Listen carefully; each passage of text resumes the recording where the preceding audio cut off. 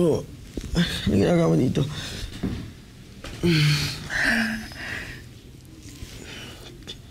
Hindi totoo yan.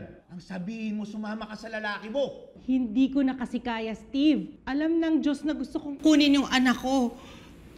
Binalikan ko siya pero hindi mo siya binigay sa akin.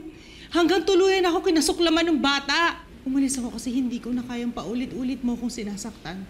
Alam mo yan, mahal na mahal ko anak ko. Ang sabihin mo, sumama ka sa lalaki mo. Yun ang totoo. Umalis ako kasi gusto kong makabangon, gusto kong mag-ipon.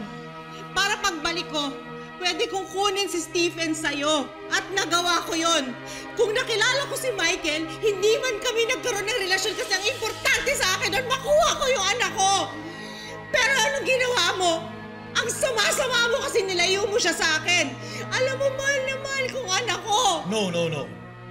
Ang mahal mo, sarili mo. Dahil kung mahal mo talaga si Stephen, hindi ka aalis. Anong gusto mo gawin ko? Habang buhay, tiisin ko pananakit mo sa akin? Hindi mo ba alam na yung pag-iwan ko sa'yo ang pinakatamang desisyon na ginawa ko sa buhay ko? Pero hanggang ngayon, hindi ko mapatawad sarili ko dahil pati anak ko nadamay dahil sa'yo! Kung totoo man yan, Ann, sige nga, paano ka naging ina ni Naomi? Pinalitan mo kami ng ibang pamilya. It's that simple, Ann! Come on, admit it!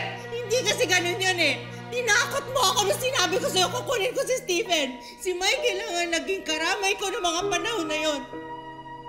Hindi mo alam kung gano'ng kasakit sa akin na hindi ko magawang maging ina sa sarili kong anak.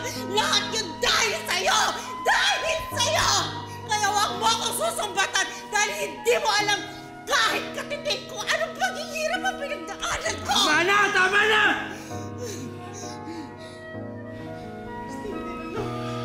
I'm sorry. Sorry, please, patawarin mo ko. Alam ko hindi enough lahat ng mga salitang sasabihin ko sa'yo, pero please give me a chance. Gusto kong makabawi sa'yo. Please, please, anak. Anak, please. Leave. Sorry, anak. Kung mga tanging anak.